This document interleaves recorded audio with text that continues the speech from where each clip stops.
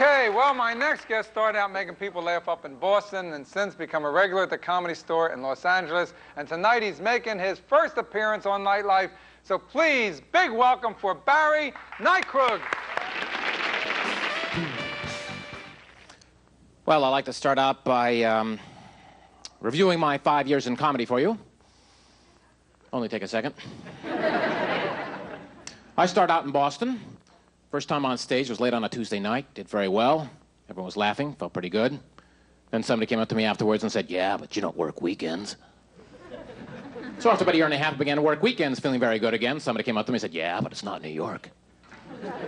So I moved, came down here. After a year, began to work weekends, and they said, "Yeah, but L.A. is the place." So I moved, went out to Los Angeles. After a year, began to play weekends, and they said, "Yeah, but you got to get on television." So I got on Star Search. And they said, "Yeah, but everyone gets on Star Search." So what's going to happen now? Now I'm on the David Brenner show, and they said, "Yeah, but it's not Carson."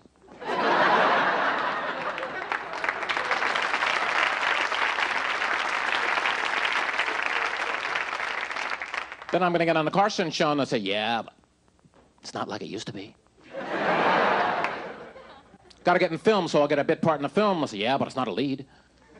Then I'll get a lead in a film, win an Oscar, and they'll say, "Fluke." And then I'll be admitted to the Drug and Alcohol Abuse Center, and they'll say, "See, he had everything, and he threw it away."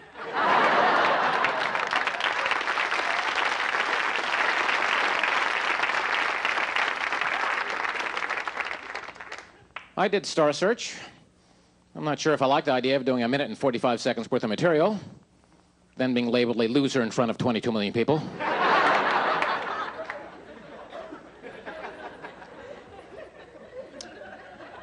I started doing comedy in Boston in a Chinese restaurant called the Ding Ho. It's a Chinese restaurant in the back room, comedy club in the front room, run by these Chinese guys in the back room. The owner was a Chinese man, didn't understand English, didn't speak English. He was standing in the back of the club watching the acts.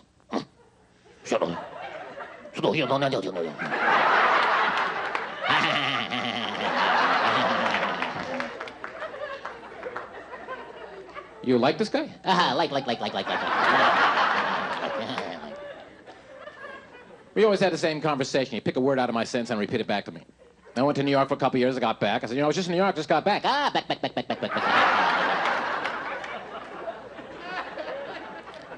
Yeah, I was just in the back room, and I noticed there was a mass murderer killing a lot of people. People.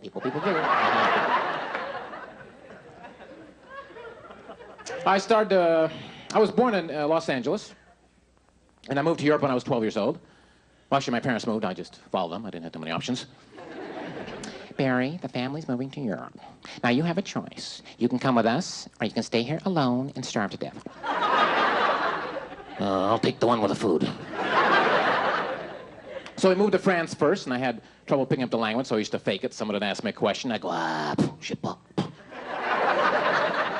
C'est pas chose comme ça, bah, ça peut l'obtenir de quoi.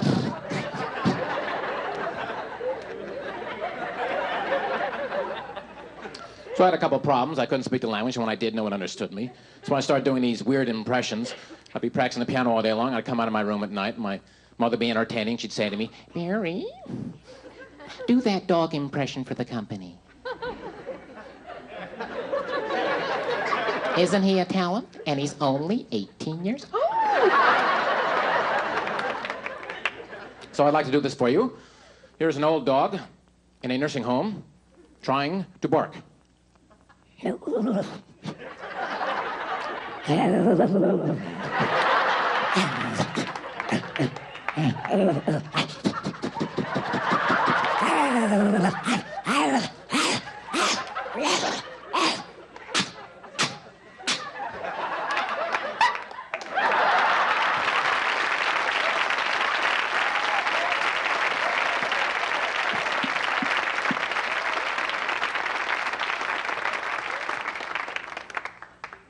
Finally, I'd like to whistle a violin piece on my arm.